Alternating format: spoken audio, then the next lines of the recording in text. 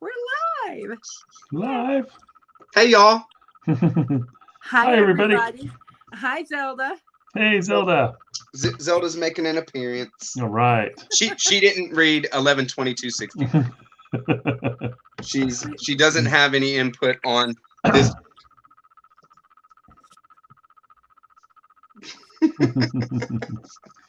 See you later, baby. Nice. Here we go. You have the There same it is. version. Yep. Today. And I don't have one to show. I have an ebook. Oh well, I listened to mine on audiobook. Yeah, and I did that as well. Actually, I kind of split between the two. Mm-hmm. I bounced between the two, keep it going. Terrific narrator, absolutely great. I can't even remember what his name was, but super good. He's an actor, and I can't for the life of me remember his name. But yeah, if I tried to read the book straight up, I'd still be reading it. Right. I read it fast. You know me. I've been reading these big postmodern beasts, like real dense material, and then this was my break book in between that, and I just crushed it. It was such a you know how it's what King does, this kind of just straightforward narrative, characters that you get right off the rip, and the plot draws you right in. It's fast paced right off the bat. It was just perfect. Yeah, it does have a great cover too. They got the cover. Look at the back, Tiffany. Right. I'll show the front. You show the back. Yeah. So for those of you who don't know, 11/22/63 tells the story of Jake Epping, who through a friend of his discovers a sort of a portal back to the 1950s. Is it 1958? Yeah, it's September 9th, 1958. Every time you go through, it puts you at that spot.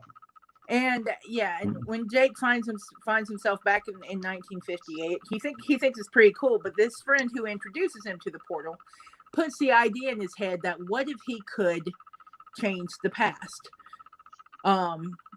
through something big like the assassination of John F. Kennedy. And that's how this begins. It's the story of Jake going back in time and living in the 1950s and into the 1960s until it's time to save JFK. Right.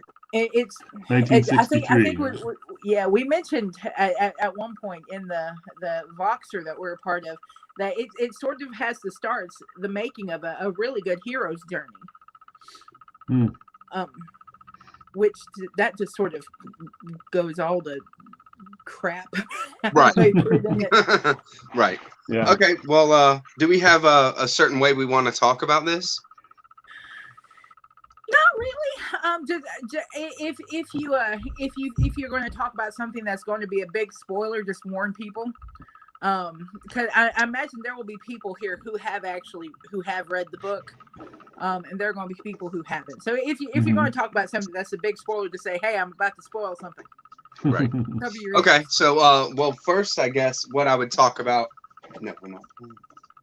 First, I would want to talk about the time control mechanism that's in this thing, because it's very unique, and it sets up the whole thing. Really, is that when Jake Epping goes through the time travel portal, it's basically in the pantry of this restaurant, and it's kind of an ethereal thing. He just kind of dematerializes in our time and materializes in another time by going down some kind of staircase or something that is not seen, but it's felt, and then he's there. And on the other side, he comes out in some mill, right? It's like some mill that is broken down, and there's caution tape up around saying a pipe is busted, sewer pipe is busted or something, don't go in. And so the portal on that side is being kind of protected about something, or in some way. There's a guy there, the green card man or the yellow card man or something. some color card. The mechanism of this thing is that every time that they go through the portal, it's a complete reset of that time. Every time is the first time. Al, who is his friend that showed him the portal, was using this portal for years to go back in time, the same day, August of '58, and he would go have a root beer float or whatever it is, and then he'd go to the grocery store and buy meat for 20 cents a pound or something, and bring it back to the present and make his burgers with it in his restaurant, and he was making a killing. And then he did it year after year after year. There's some paradox to that, because this meat was the same meat that he bought every single time that he went back, because it's the same day. But he didn't really get to change things most of the time. He did, after years of using this thing, catch wind of this girl who he had saved, right? She gets accidentally shot in the woods, and she becomes stricken to a wheelchair for the rest of her life. So he wants to save her and to stop that from happening. And when he does it, it can happen, but then he can't go, and if he comes back, then he can't go through that portal again without having to do that again. So every single thing that you do, every trip is the first trip, is the only trip. So when Jake first goes through the portal, when Al shows him that, he goes through the portal and he essentially undoes everything that Al had done in his trip. So it's a reset. And yeah, I think we can leave it there, as far unless y'all want to say anything else about the so mechanism. all of time up to the moment that he arrives in the past is the same, and then it just he's creating a new reality, I guess. But like they say many times, time, or like you said, the past is obdurate, meaning it resists change. Cross this down on a pillow. Right. Yeah, it resists change. So if you're trying to change something, you're going to experience resistance. Right. So I wanted to say, before we move forward anymore, this has been a little bit of a different Stephen King novel for me. I've read many of them, and I love this book. It's fantastic. It's probably the best one in the last 10 years or so. And I've read some good ones. I really like Dr. Sleep, for example. But this one, you'd really call it, it's almost like literary fiction with a little bit of science fiction mixed into it, rather than, so far we've talked about the time thing.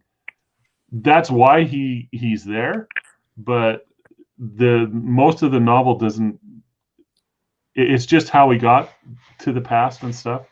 But most of the novel is, it's a slice of life kind of a, I guess literary fiction is the only way I have to explain that, or general fiction.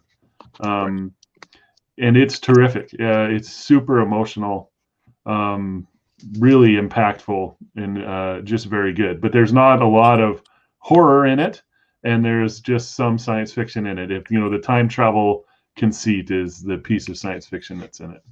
Yeah. It was very interesting. I was really surprised by the fact that he didn't go horror with it at all, because the opportunity was there. There was a very, very real opportunity for throwing horror into this, just because of what he kept saying. Time is obdurate. If he had made time into an actual living monster, I'd have accepted it. I'd have been there for it. It worked for me. Yeah. So it was actually fighting him, which it kind of was. It just, what's the form that it took and stuff, right? I did see it like that. This, I haven't read a King in a very, very long time, and just his, it had the regular King kind of stuff that I look for. There's some gross out kind of stuff in here. There is some, a little bit, but there's definitely some very hardcore, violent, and gory scenes. And these kind of things were just, the first climax that we get to, Jake Epping is trying to see if he can actually save somebody's life, because Al had never saved somebody's life. He just saved her from being stricken to the wheelchair for the rest of her life. So Al knows, or Jake Epping knows of a family who has been, the whole family has been murdered by an insane father, estranged father, that and only one of the kids lives, and he's he's for the rest of his life physically and mentally changed by that, but he knows about that, so he goes to actually stop that from happening. So he's trying to save a family, a wife and 3 kids from being murdered, and he's doing it simply to see if it's possible, because there is that kind of thing of, you're saying, the past is obdurate. It is standing in the way of change. And I did see a lot of, the first time that the past gets in the way, in that scene where he's, he's sick, going up to it. And then there's that other guy, I forget his name, that has been watching him. And, this guy is not, he's no private investigator. He's no slick. He's an English teacher. High school English teacher is what his profession is. And so he's the worst private investigator in the world. Right. He really gets in over his head very quickly. And he says things and does things that, just as a reader, I was just like, oh no, man, you don't want to do this. And it comes back to bite him, but he is ultimately, able to change the past in that big of a way, even though it is really, really tough, and the past time itself throws a lot of things in his way. But that the first time was very, very hardcore. I thought that was the most hardcore. And then the past didn't really rear its head until the climax of the book, I think.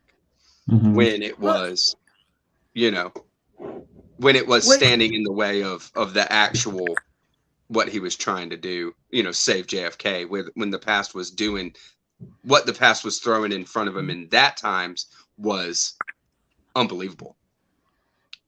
Well, what I found interesting about it was that the bigger the thing that he was changing, the worse the intervention of time became. Right. Yes. With the first time he was just sick. With the last time, it was earth-shattering stuff that was trying to stop him. Right. And I found that interesting. It's a very, very different time mechanism than anything I've ever read in a book. The way time is almost a living, breathing thing.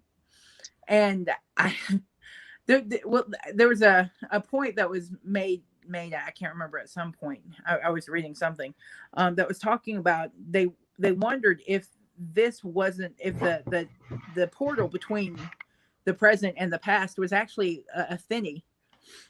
Right. It's something that Stephen King writes about a lot, is thin spots between dimensions. It makes a good point. I think. Yeah, I'm really interested to hear from both of you, who you've both read the Dark Tower series, and I have not. I've read the first 2 of those novels, but I know that it's kind of a common universe amongst all of. It's like almost the hub of the wheel that is all of Stephen King's stuff. I don't know if that's accurate, so you guys have to tell me. But in this one, he goes to Derry. Derry is where, the events that Noah was describing were occurring in Derry, and we know it took place in Derry. Right. In fact, he meets some people from that time. Right. After Beverly, the kids. yeah, Beverly and yeah. I can't remember the Well, name. it's between the two. It's between the two time periods in it. Right. It's after the first part of it, and Mhm. before the second Right. part of it. Right. Yeah. Yes. So Yeah. so the events have taken place, right? But they're not adults yet. Right. Yeah. So that was fascinating. But how does that tie into? Is that what the Dark Tower is like? What? So No, the okay. Dark Tower, So the Dark Tower has characters and stuff from all his books. from all his books and all other books as well. The thing is, All other books as well. Okay. yeah, he actually, the Dark Tower is a fictional universe Mm-hmm. that is part of, different levels and dimensions of reality. Well, so is the Harry Potter series. Yeah. So is Brandon Sanderson's series of the and same thing with Isaac Asimov's Foundation trilogy. You know what I mean? These kind of things, they're their own universes unto themselves. And the idea is that there is a Dark Tower, a central nexus around whichever universe where they are. Mm-hmm. And in our universe, in the Dark Tower series, in our physical universe, like here, the Dark Tower is a rose that's growing in a vacant lot in somewhere in New York City. And that's it. In some other universe, that's like, kind of like ours. Salem's Lot is my favorite too, Mark. Salem's Lot is great. The Dark Tower is a jaguar. You know what I mean? Is actually a living being, something like that. But so Salem's Lot plays a big part in Dark Tower. Go ahead. Cool. I'm just answering Cozy Reed's mystery. He doesn't write himself into all his books. I have not seen that, but you're saying he did in Dark Tower. He definitely doesn't. There is a Stephen King character in the Dark Tower. Yeah. And he's exactly what you'd expect him to be. That's interesting. Yeah, he's Stephen King. He wrote himself into his books. And it's not all of his books. And also in relation to the universe of the Dark Tower, Stephen King is what you would expect him to be. That's cool. It's amazing. Yeah, so it's cool that Mark mentioned Salem's Lot, because I compared this book to Salem's Lot pretty early on, because a large portion of this book takes place in a small town. The main character is a school teacher who wants to be a writer, but the strange thing in this one is he thinks he might like teaching better, and Ben Mears was wanting to be a writer, which is very common in Stephen King's books, is you have a writer character. So, but the whole small town thing that Stephen King absolutely gets is on full display in this novel. Right, and there's a really broad sense of dread to 11/22/63, like starting out, that you find in Salem's Lot as well. Yeah. I know it was for me, because I'm sitting there thinking something's bad's going to happen. I just know it. He's going to get back, and there's going to be mutants everywhere with 4 eyes, and the world's on fire. But speaking of the Dark Tower, it's actually something really interesting. Now, I was talking about Thinnings earlier. There are several featured in the Dark Tower where the veils between the two dimensions are really thin, so you can actually walk through and switch back and forth between dimensions. It's something that Stephen King puts into a lot of his books. Yeah, that's a nice concept. I think I'm sure it comes from a lot of different places, but in Celtic Christianity, especially, this talk about thin places. There's places in the world where the veil is thin. Right. Like I love that idea. Yeah. So I think one of the main things, and I had brought it up a little bit when we were chatting about it while we were reading it, is that these characters are prime Stephen King in the way that they're relatable right off the bat. You relate to Jake Epping, the main guy, right off the bat, because he says he conveys it all the way that Stephen King will, saying, this is crazy. I don't know if I believe this, but then he goes ahead, as if he completely believes it. Those kind of things. And so you just kind of, you feel it, and it just works to make everybody kind of on board with the decision. You know, you could see how you would make the same decision. Why would you make anything different?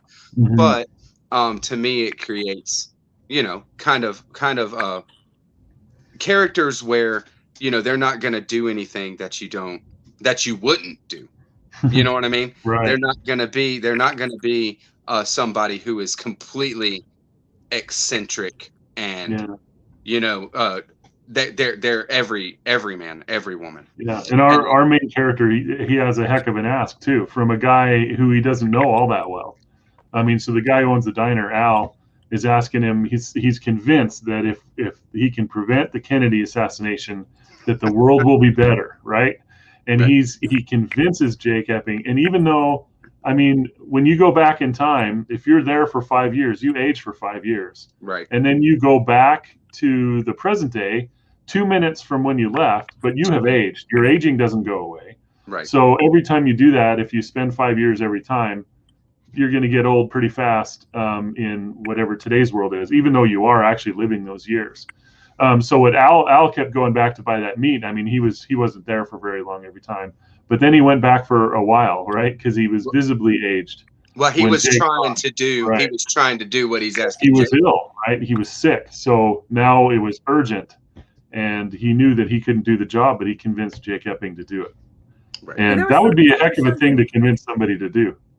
There was something that is. was really, I thought was really absolutely genius, was towards the end, and I'm not spoiling anything. Don't anybody freak out.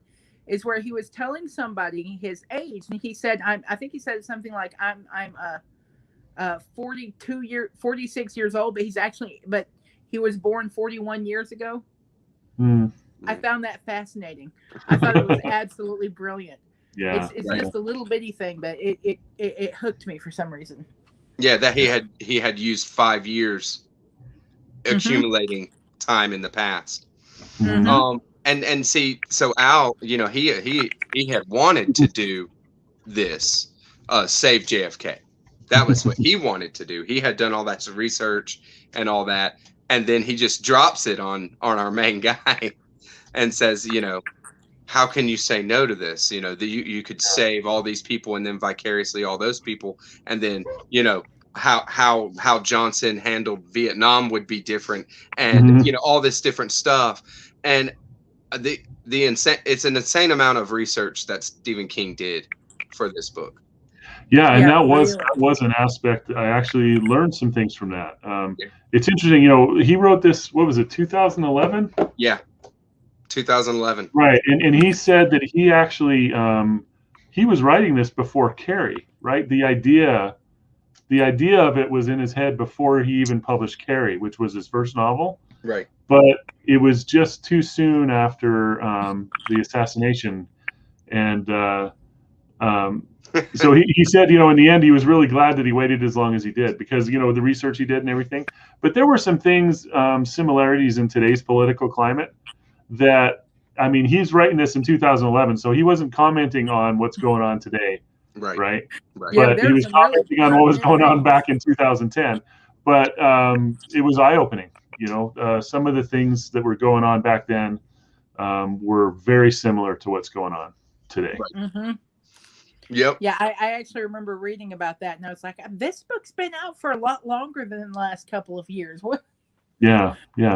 It almost seems like he's like responding to the events of the last 6 years or so, but he wrote this way before that. So, which is really interesting, yeah, to me. Yeah, it's very cool. A lot of research into the timeline of the timeline of Oswald, leading up to the day. That's where most of the research, I think, comes into play, is Oswald's timeline, what he did, what his motivations were, what kind of person he was, because he is actually a major character as seen from the outside by our main character, by Jake. So we don't really, we're not, you know, third person omniscient in his house seeing things going on. It's all like through the filter of our main character looking at him, but he's watching him, and he's got his microphone, and he's recording conversations, and he's moving along with them a lot of the times to live across the street or live on the next floor down.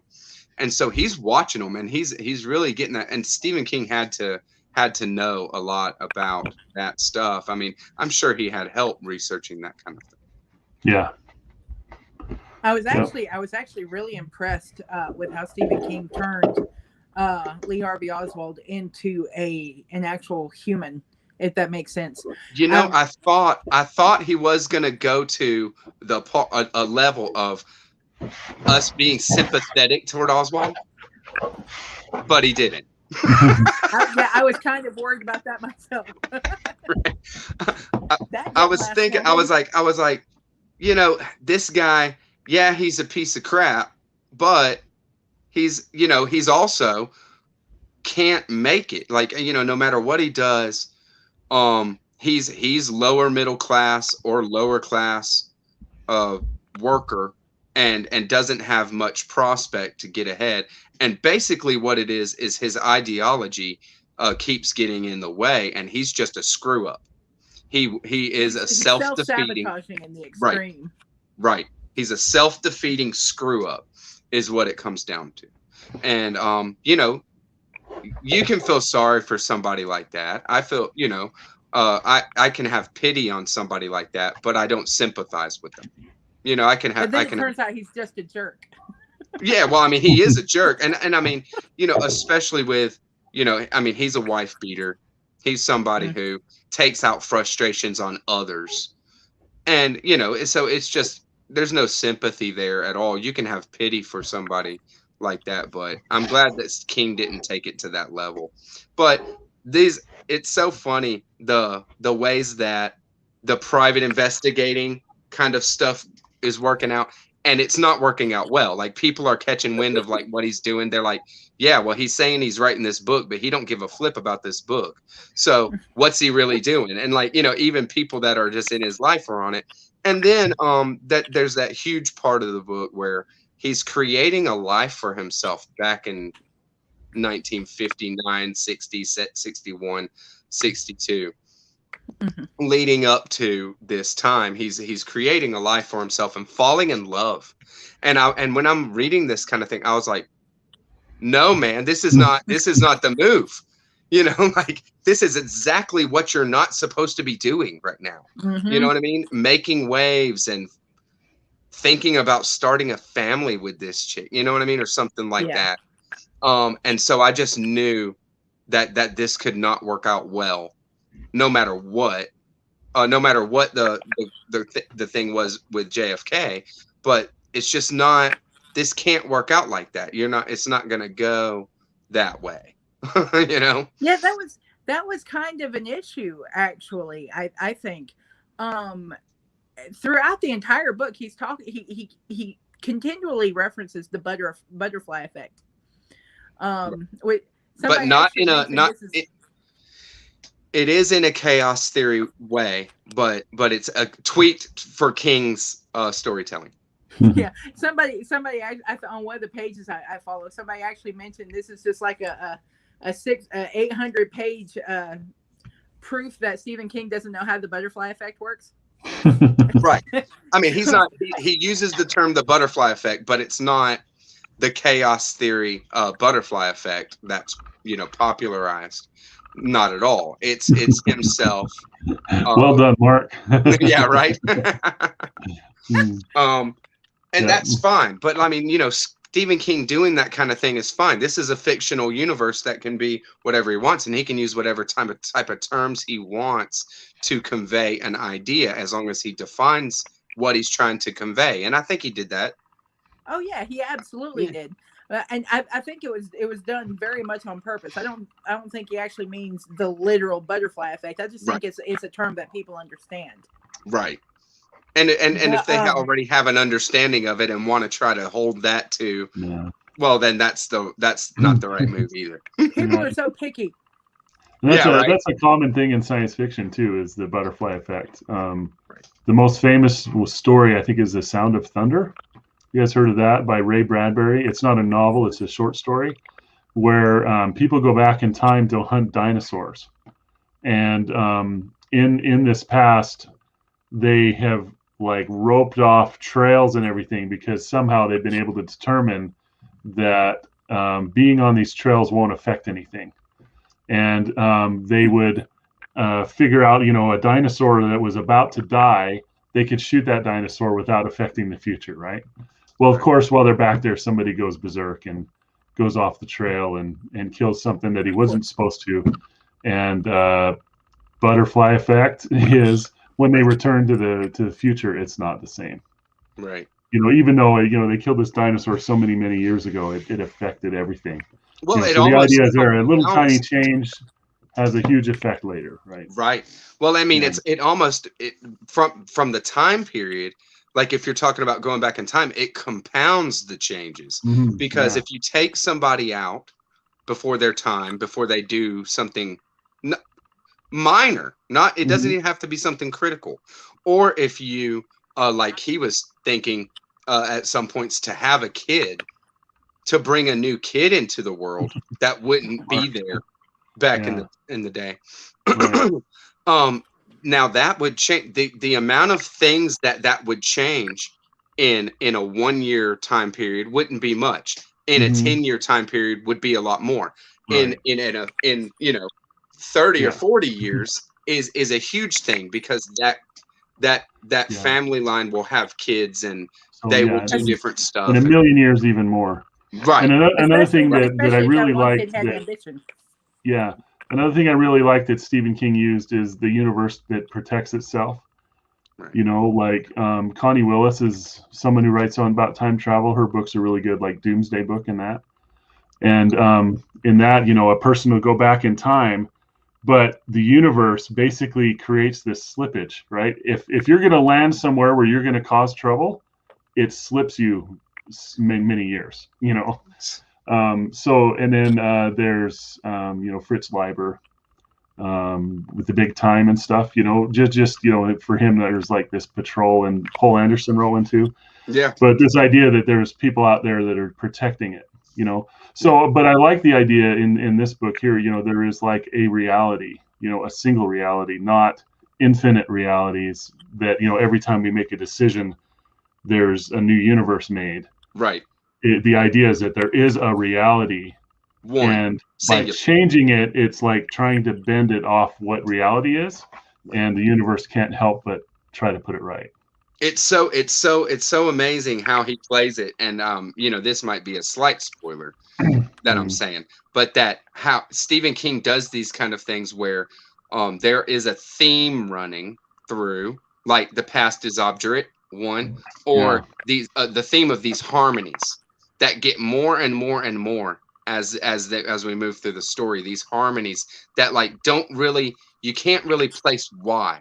You can't really place what. Why would his girl look like the mother of the kid's family that he saved?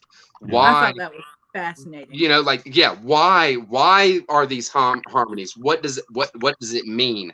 And you can't figure out what it means. Yeah. But then it turns out that these harmonies, which has a positive connotation, harmony, right, are actually pointing to the increased stress that the universe is being put through due to his changing things. All the times he saw harmonies kind of hearken to that things are going wrong. And I thought that was cool. And that's what Stephen King does, is kind of take something that seems positive or seems negative, and then flips that is actually a tell for the opposite effect. Right. And it was, but that's like I just really like that viewpoint, that viewpoint of the universe. And Mark is asking, could a million years dampen the effect?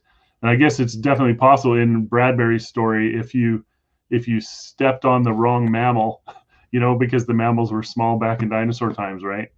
That could have been the one that eventually was part of the chain, that led to human beings. Right.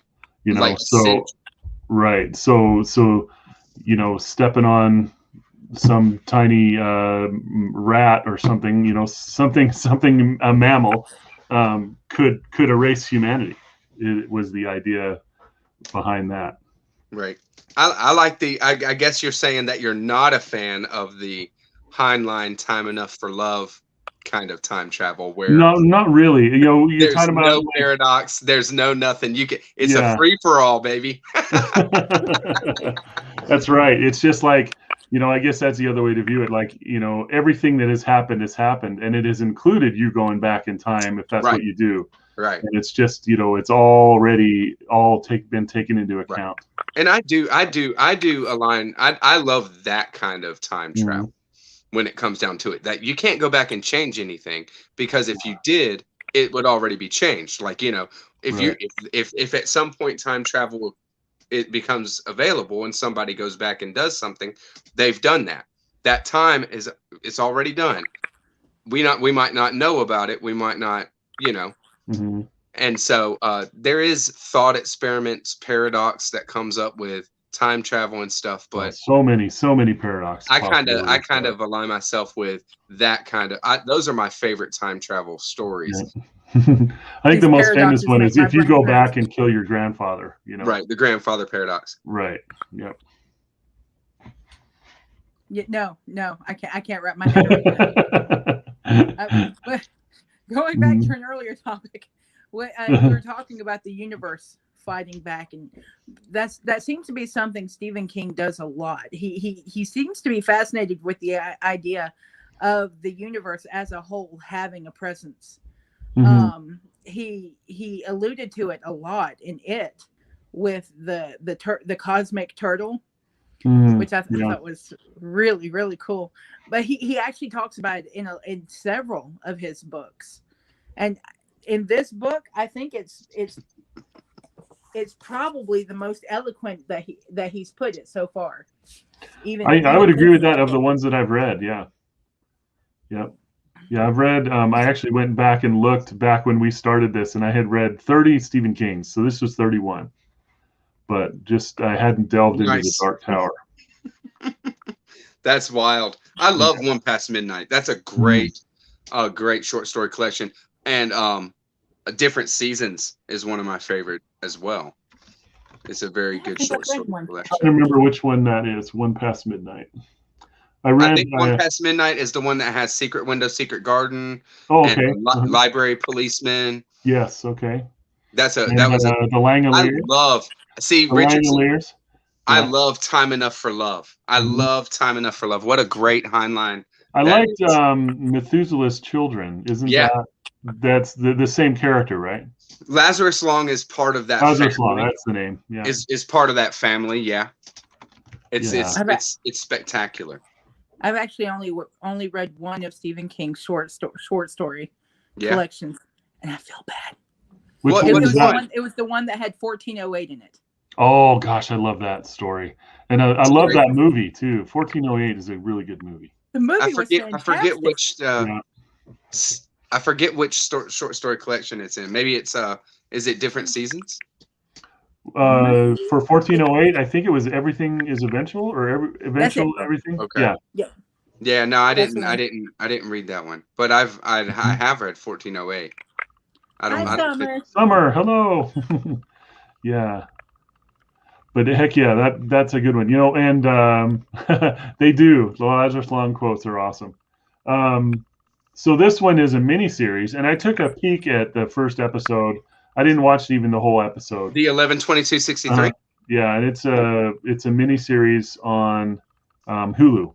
It's like 8 episodes long. It looks like. Nice. Yeah. With James Franco playing the main character. I'd check it out just to see what they do with it. Yeah. I mean, I'm not going to waste that much time on it. Yeah, it doesn't quite fit to me, but is James Franco playing Jake Epping? Yeah. No way. No way. Well, he's I'm not buying it. So. But he is like a 20. I don't know. I guess he's like, late 20s when it starts, when the book starts. Yeah, but he doesn't have that smackable face that Franco does. Yeah. I'd check it out. I've heard good things, that's for sure. Mhm. Yeah, I'm still totally going to watch. But I don't know if I've heard good things from people who have read it. Maybe heard good things from people who haven't watched it. Or Me haven't too, read Mark. And I hear you, Summer. I was watching and I just figured I was too close to the novel because the images that were in my head were getting messed up, and I liked the images I had, so I did stop. And that happens sometimes, you know. But maybe someday I'll watch it. a lot Yeah, of that kind of. Go ahead. I'm having trouble wrapping my head around the idea of this as a TV show or as a miniseries, because unless they follow it really, really close, it's going to be disappointing. Yeah, well, I think that's the case with honestly, almost all of the Stephen King adaptations to movies have been not great, in my Except opinion. 1408. But there are a few. 1408 is one of them that you watch it and it Shawshank feels Redemption like is one of the greatest movies Yeah, ever. that's a great movie, right? But I it's could not a list you straight some other ones. adaptation How either. about Maximum Overdrive? Yeah, I right. could list you some others, right? Sleepwalkers. Yeah. I loved Right. Hey, Sleepwalkers no, back I in was actually okay with the remake of it. Yeah, never the saw remake the of remake. it. The first half I loved. The second half, I think it was just a big chase scene. The first Yeah. one. It didn't made for get TV. deep. Yeah. The Tim Curry, that's the only Mhm. one that I've seen. And I love that. Yeah. It scared the Yeah. hell out of me when I was a kid.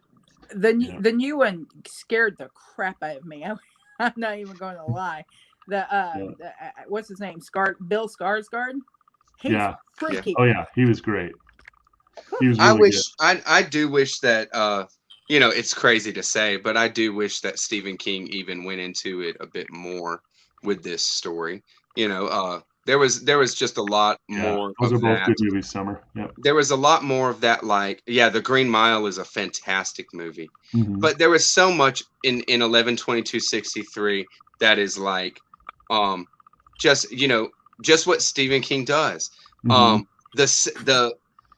The situation and what they're in, the situation that they're in is a backdrop for just regular characters trying to have meaningful relationships and regular lives and live their lives and that kind of stuff.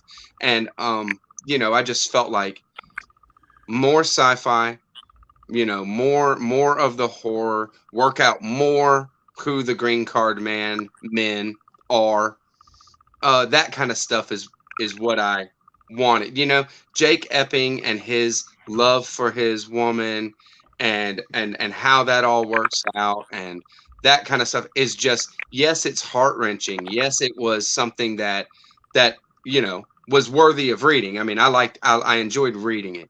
But that's not, that right there has nothing to do with time travel, nothing to do with JFK or Oswald or anything else, or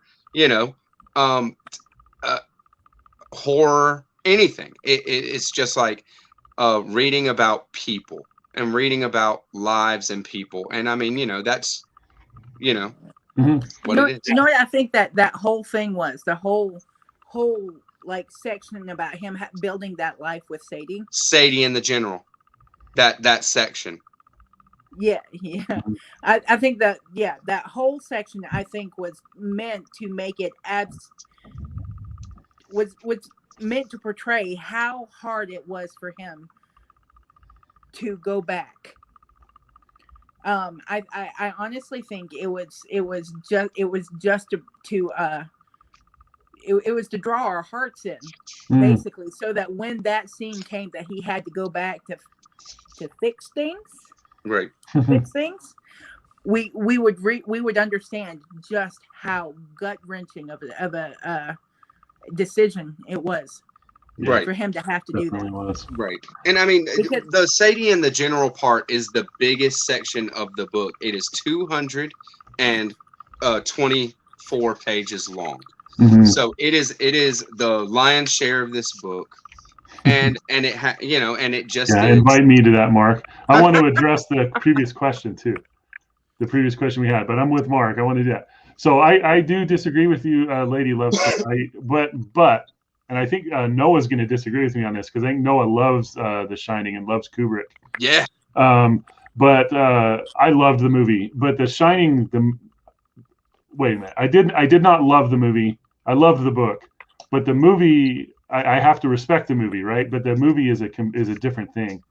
Right. And it's interesting too how when it came out with Doctor Sleep, the book was a sequel to the book, and then they had to make the movie, which I actually liked quite a bit. I liked Doctor Sleep a lot. That movie was a sequel to the movie.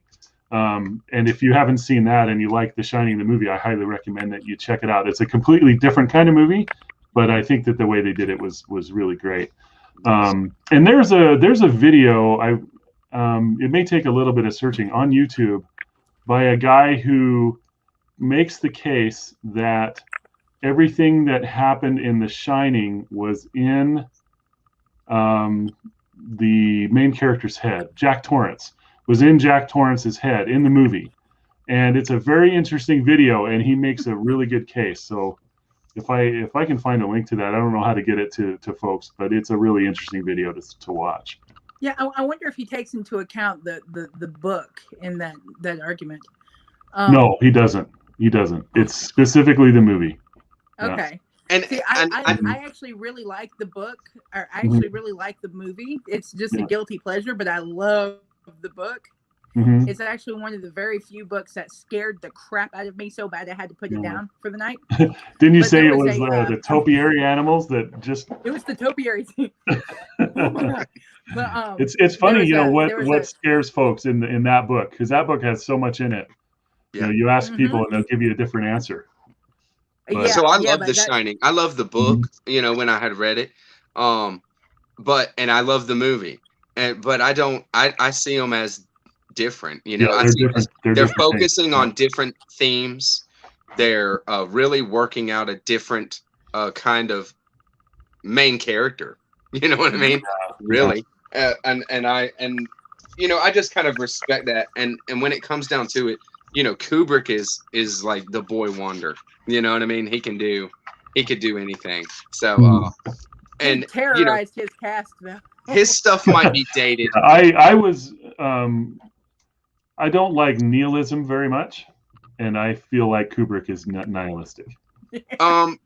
Yeah. So I wouldn't disagree wholeheartedly, but Dr. Strangelove is definitely more absurdist than nihilistic. Yeah.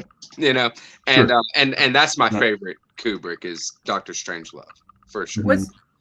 What's interesting about The Shining is the book and the movie, they have two different focuses. Right. The book is about the kid, is about Danny. Almost entirely about Danny. You got scenes that are about Jack, but the focus is Danny. Right. And in the movie, it's the other way around. Right. But it's about the dad, and it's about it's about him descending into madness. And not from a really good miniseries. Did any of you ever watch that? There was a really good miniseries about The Shining that came out several years ago. It had Tim Daly as Jack Torrance. Oh yeah. Mm-hmm. And it followed the book a little bit closer, but this is just a little bit of fluff. What's really funny is Tim Daly actually did the narration for the book, for the audiobook of it. Yeah, it was amazing. Nice. I don't recall. I haven't seen that. So it was a formative experience in my young life to watch Salem's Lot, the miniseries, as it came out. Nice. I can't remember what year that was, but I was young, and that still, to me, even when I read the novel, which again is my favorite Stephen King novel, those characters are the ones that are in my head. I thought it was really good at the time. I haven't rewatched it in a while, but they remade Salem's Lot recently with Rob Lowe as the main character. And I watched just a little bit of it and didn't like it. Well, I mean, you're gonna love some Dark Tower series, especially if you dig Salem's Lot, like you're saying, Scott. Big time, yeah.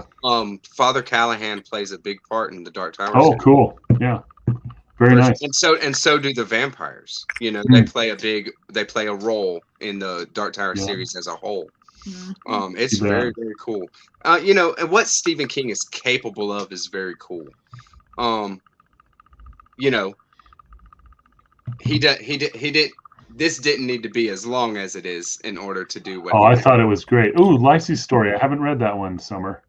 It's on my list now. You're the first person I've ever heard say that was your favorite Stephen King story. I haven't read it. On my list now, yeah. I need to. But I loved this book is near perfect. I wouldn't change a thing. I didn't feel like it was too long. I thought it was just so well executed. Yeah. Oh, I agree. Cool. Mhm. It's right up there with my favorite books of Stephen King. Yeah. It was fantastic. Stephen King can go off into the bushes, Yeah. but in this book, I feel like he was on point the whole time. I wouldn't take anything out. I couldn't think of anything. Yeah, Which is taking time out of his busy schedule to write himself into his books. Right. Yeah. I mean, it is a beast, and it's like, Stephen King can't write a story without writing characters that you care about, that you really feel for, and he makes you feel for him. And he did a really good job of that with Jake Epping, for sure. Yeah. You feel like you want to help him do the right thing. They're just great characters all around. I mean, that's the appeal. I mean, for Stephen King is the people. It's like the situations he puts them in brings things out of them. Right. And that's what happened here. But everybody is just beautifully painted, or however you want to say it. He's all his skills are here. Right. And that's actually something I noticed about this book. Actually, is the fact that you do not have the signature Stephen King 250 pages of introducing every single person who lives in that small town. Right. Yeah. Rick says he threw really John DeLillo's Libra into a ravine. That's another book about JFK that I've never. Oh, is it really? Never read, but there's hugely polarizing takes on that book. Either people say that's their favorite Don DeLillo, or it's just a horrible book. Jack Rambling Raconteur just read it and did a review on it a couple months back. Fun fact, Rick, I did the same thing with the Dark Tower series. Nice. You threw it into a ravine? No, but you read them all, right? You read all 7? Only book I've ever chucked across the room. Okay, so in your opinion, should I read those other 5 or not? Okay, in my opinion, I don't think those other 5 should ever be read by anyone ever. All right. But that's my opinion. But how do you really feel about it? Right. I love that. You would actually probably really like it. The ending of that book is different. The ending of which one is the problem? Is it 7? Well, of that series. Of the whole series, not that book. I keep referring to the Dark Tower series as a book because it's one storyline. So I can read right up through number 6 and just live my life in happiness? The last book is called Dark Tower. The Dark Tower. Gotcha. Too fun. I like the last book. If you liked the first 2 books, finish the series. Just so that at the end you have one of 2 options. You can either really love the story, like like 2/3 of the people did, or you could be like me and you could have it like a new wall decoration. I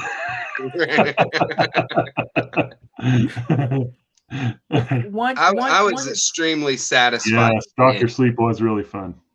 The movie and the book both. Sorry.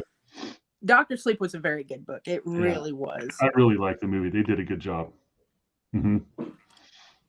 Yeah. I'm sorry. I'm way behind on the comments. I'm going through slowly. So okay. I don't know. I have not read any Tabitha King. I've read some Joe Hill. Yeah, that's another fun thing about this. Go ahead. Yeah. Okay. I've read some Joe Hill. Heart Shaped Box was fun. I read his short story collection. Was good. 20th Century Ghost. Had a hand in writing some of this book. That's right. From what I understand. He fixed the ending, right? Yeah. So for anybody who doesn't know, this book actually has an ending. Yes. And it's just not a train wreck. Yeah. I prefer this. I prefer the Shining book to the movie, but they really are so different. Yet, agreed. I agree with that. 100%. Yeah. Yeah. Topiaries are scary. Animate objects are terrifying. Yeah.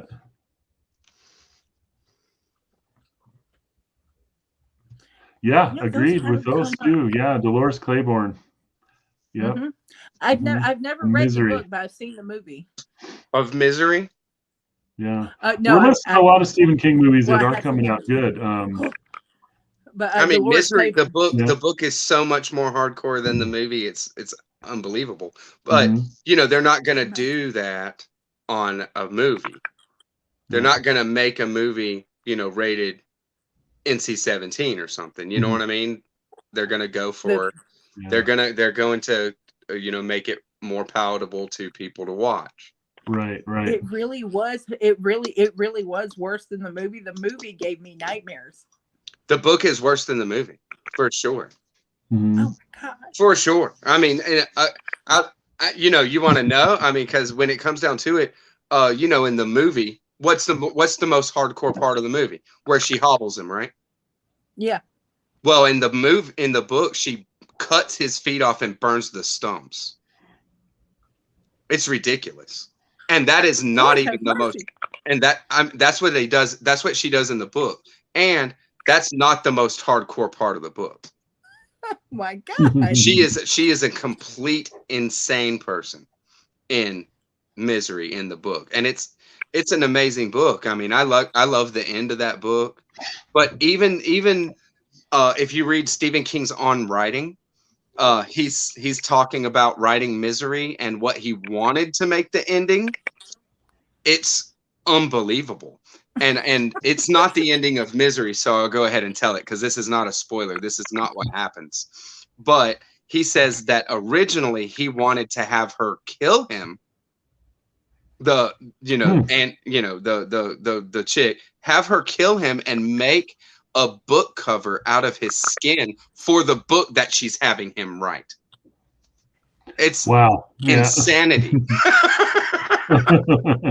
Man, I think that would have been a better ending. Yeah, but you know, the publisher rejected it. This must have been early in Stephen King's career. It is. Misery's an early book for sure. First and only edition.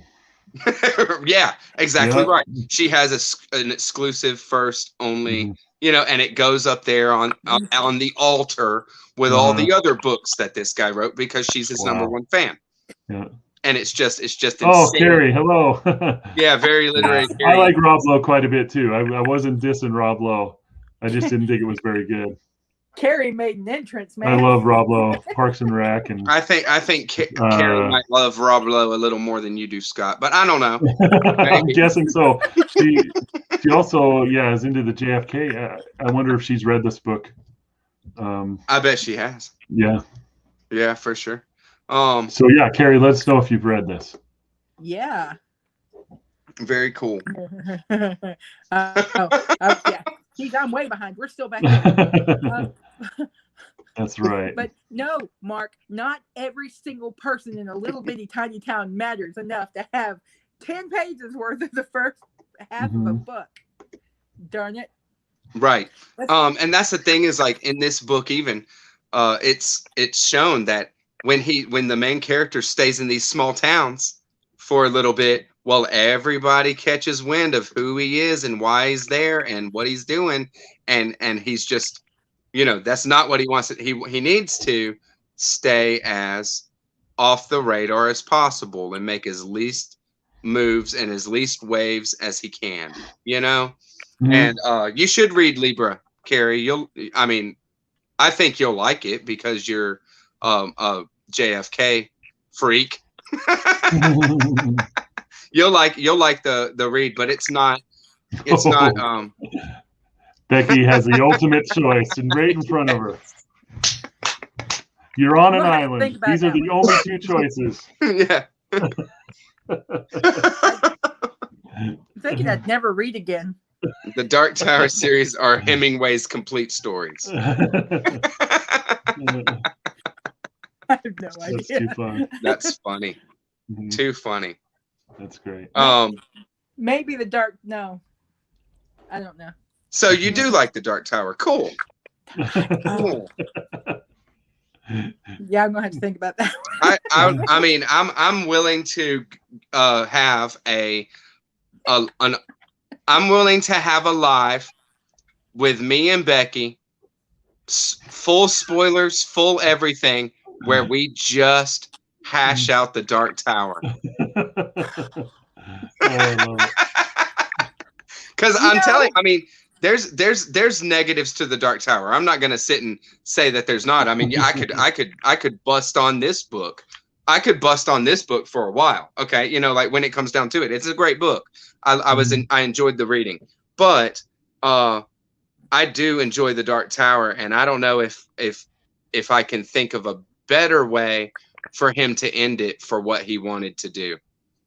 And you know, and there is more mind-blowing stuff in that series than anything else that Stephen King's done. He goes at every single thing that you can think of, every trope. Time travel paradox. He does a time travel paradox in the Stephen King Dark Tower series, and he resolves that paradox.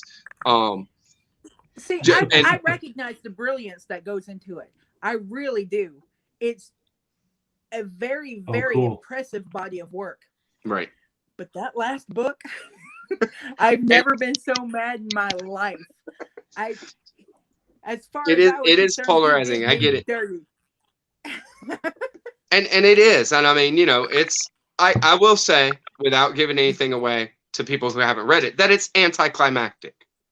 You know, and but that kind of thing is not necessarily a bad thing. I mean, an anticlimactic ending. You know, if you can think, if you might not like it, but what's the alternative? You know, can you think of something that you would rather have had happen? How would you have ended it? Mm-hmm. So let's hash that out. Honest, yes. Be here live. Me and Becky are gonna go at it. Yeah, I'm good with that. Carrie answered our question. The latest one. Yes. Awesome. Yeah. From the ravine. I love it. Very cool. Oh my gosh. All right. Let's see. This is cool. Yeah. Carrie has read it. So that's great.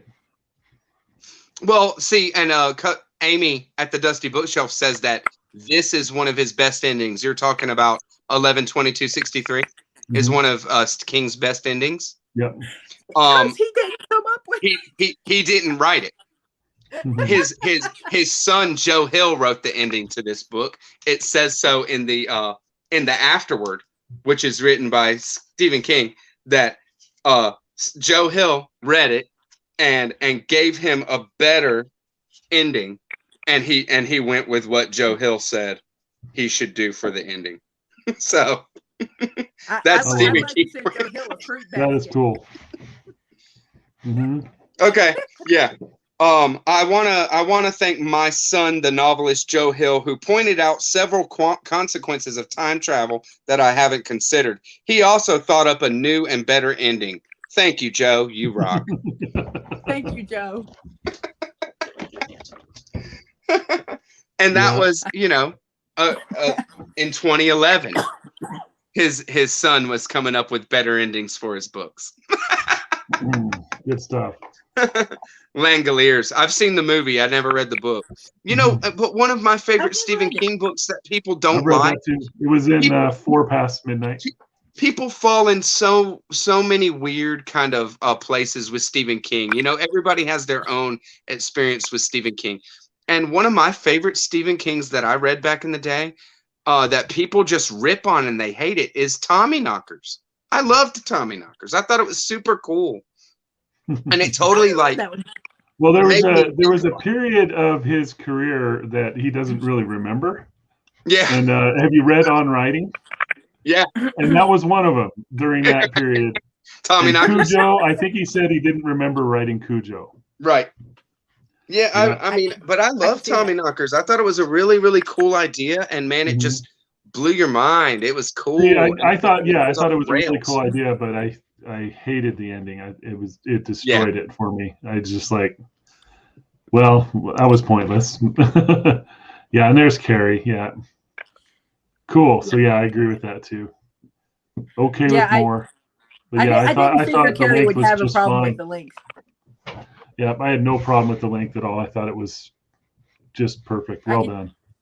I can imagine the tingles when he was talking to JFK on the phone. Right. Well, Yeah. I mean, the length of this is not near a big deal, because I read this book in, under 3 weeks, just a little bit doesn't feel that long. over 2 weeks. Mhm. I read it in like 16 days. And I mean, that's with working and doing my life along with it. You know what I mean? So it's a quick read. It's not a big deal that it's a long, big book like that. But I just think that, Stephen King does a whole lot with this book.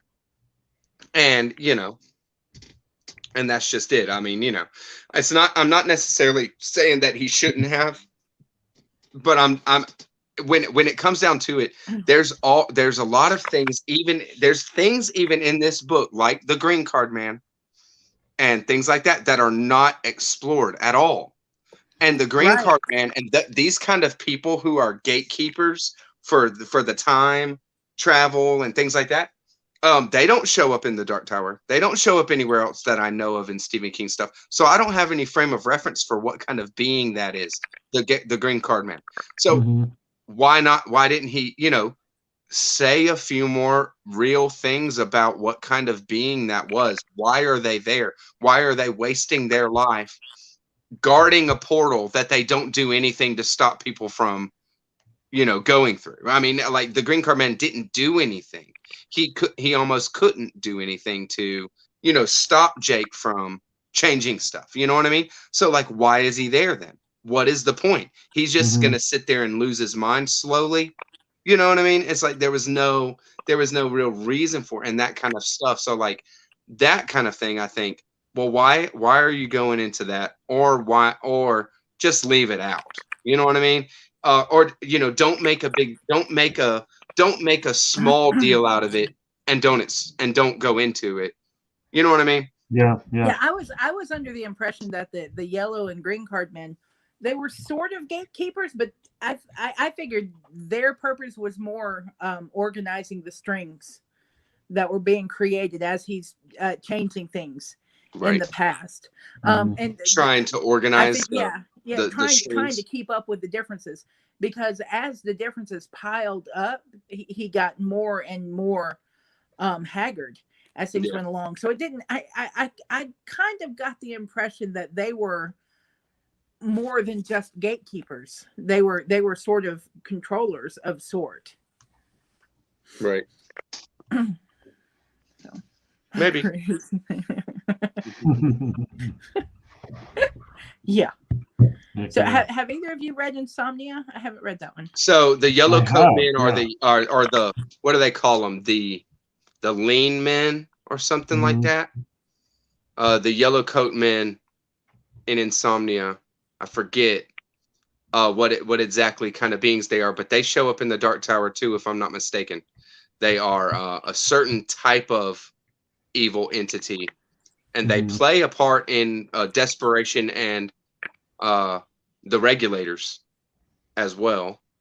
And there might be another book that they show up in, but they're definitely in the Dark Tower series as well. And maybe there is a connection that I didn't see with the green card man and some other entities in the Stephen King universe, but I didn't put it together. You know what I mean? And arguably, I haven't read any Stephen King after he finished the Dark Tower series, like in time frame.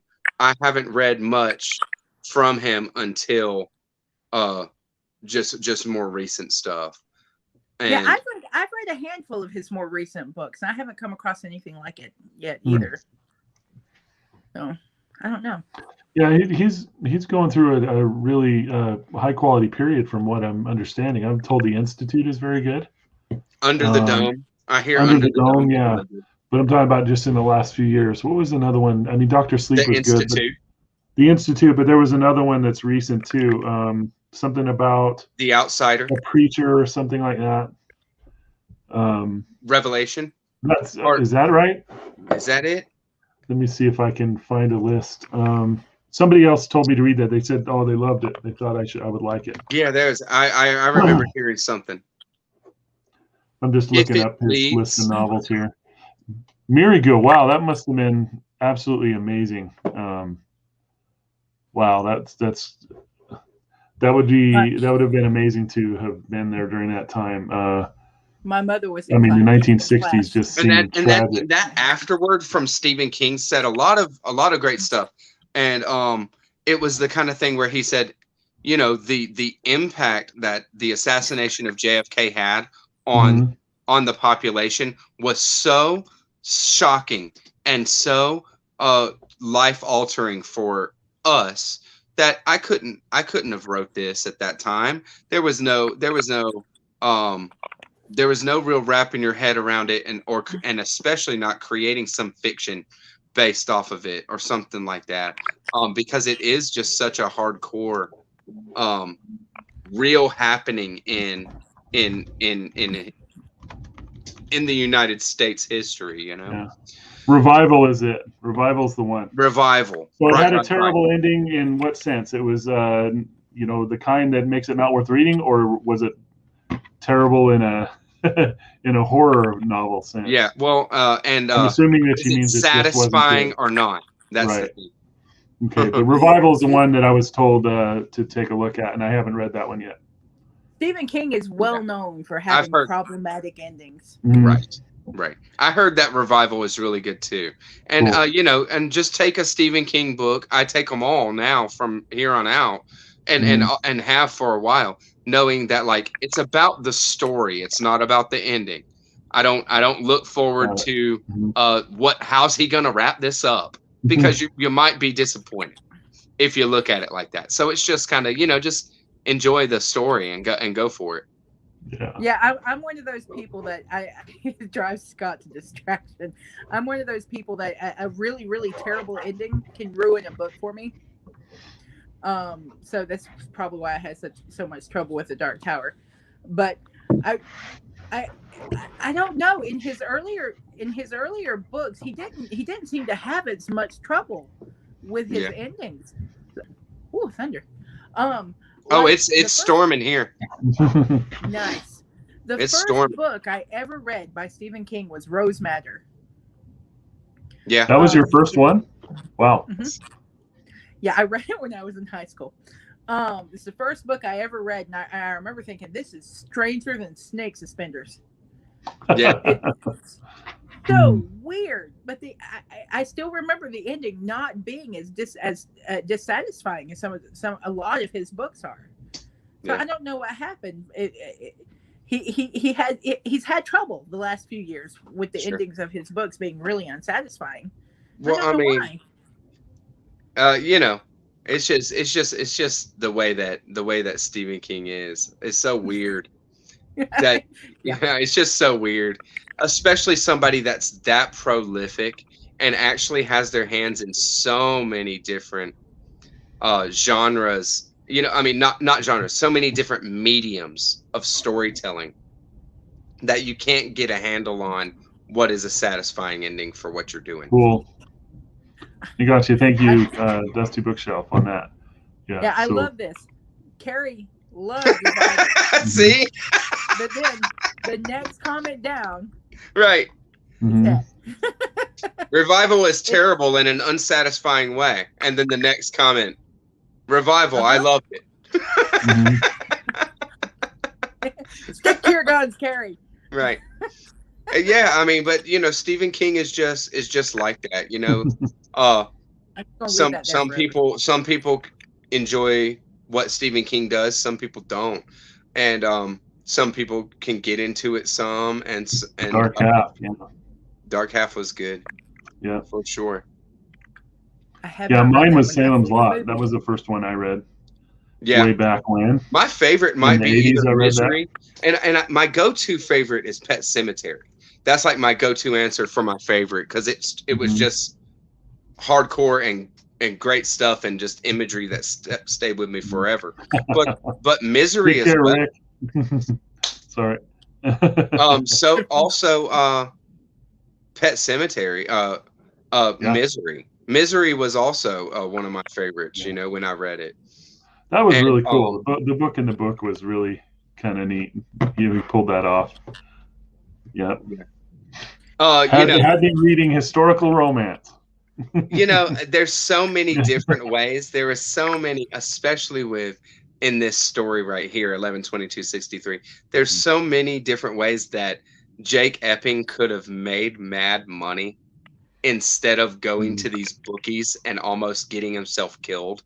That I'm just like, man, wake up, dude. You know what I mean? And you can't help, I can't help but kind of throw that back on Stephen King a little bit. That like he just does it. I see Stephen King as like how he describes himself in On Writing, that he shuts the door, he puts on like Metallica as loud as you can have it blasting, and he's just feverishly writing. You know what I mean? And he's just feverishly writing. He's not really thinking Sums up about, what people thinks. Yep. yeah, he's not thinking through what people might really do, as much as I would like for him to do a lot of times. When I think about things like that, I just think, okay, well, I can't help but throw that back on King a little bit, that like what that he just didn't even think of easy ways that this teacher could make mad money. Having 40 years of America future experience, and and he has him doing what they do in Back to the Future too. You know what I mean? Like, Yep. so I just thought, and of course it works out bad, and it's just a horrifying, excruciating beatdown scene. That whole excruciating is the word. That whole scene was. Oh my so God! I mean, hard to seriously. I mean, seriously. Have either y'all ever seen the movie Kick-Ass? Yes. It reminded me of that scene where they kill Big Daddy. And I'm just honestly, like, it's so hardcore. With scenes like that, you get the same, just what's the word? You get the same helpless feeling you get when you're watching rape on screen. Right. It's horrible. Right. To witness. It's just painful. See, and that's the kind of stuff that, and see, Stephen King is really good at that stuff. This is the kind of stuff, that is what gets me the most in stories, either in the written word or in movies.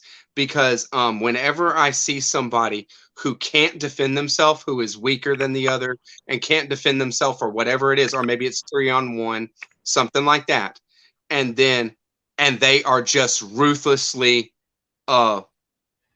beating somebody, maybe gonna beat them to the point of death, and like at that point the person's like begging for them to stop or something.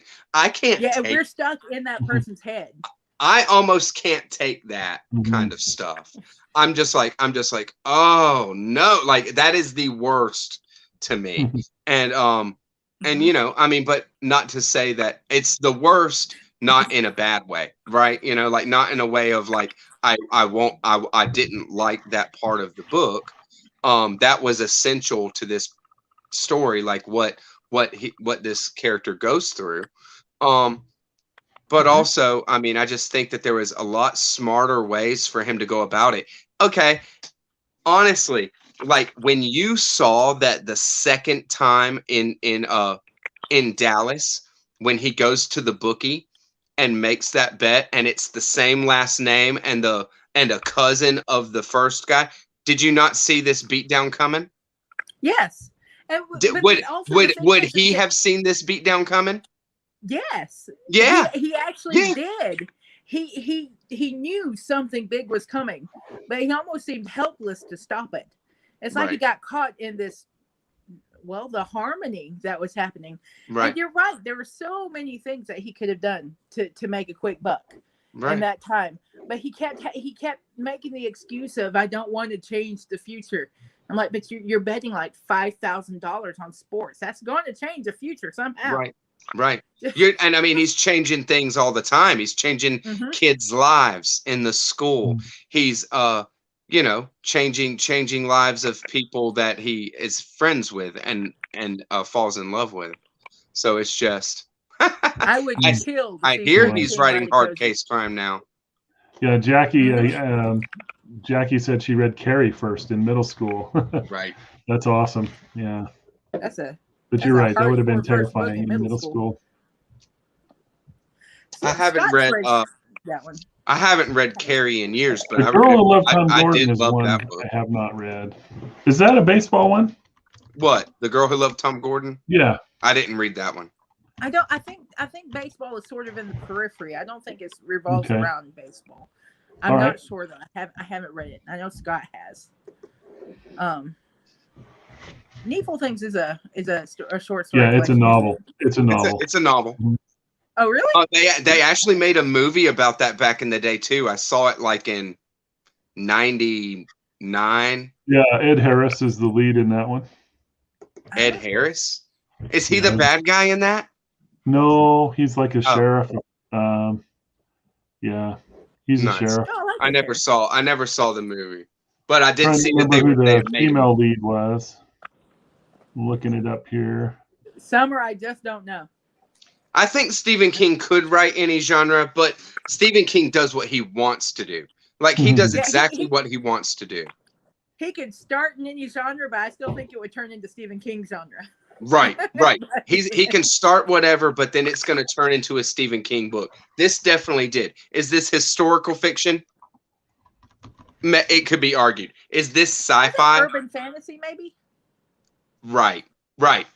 You know, but I mean, I wouldn't even put this squarely in a sci-fi genre, even though time travel is a major thing to, you know what I mean? So it's like, it's Stephen King.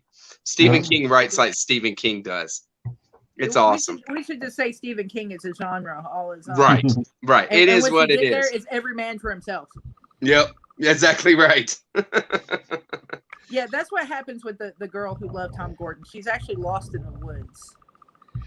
Wow. It's young adult. Okay. I didn't Oh, know okay. that. Yep. Yeah, If It Bleeds is a short story collection. Gordon is a big. That's the newest. So Gordon's a baseball player. I don't know how much longer y'all want to go for. No, we're actually I think we're actually about to wrap this up. We've been going for an hour and 20 minutes. Yeah. Well, All thanks good. everybody. This was great fun. Great fun. The reading was great fun, and the discussion was great fun, especially since we just kind of broadly as well just talked Stephen King. Gotcha. It's been a long time since I did that. It's been so much fun. Yeah. The bottom has just dropped out outside my window. Oh yeah, it's storming here. Rain. I love it. It is pouring. I'm actually surprised you can't hear it. So if y'all don't know, Becky and I live, you know, just a few miles from each other, not 100 miles, not even 50 miles from each other. You know, about 44 miles. Yeah, just in North Georgia here.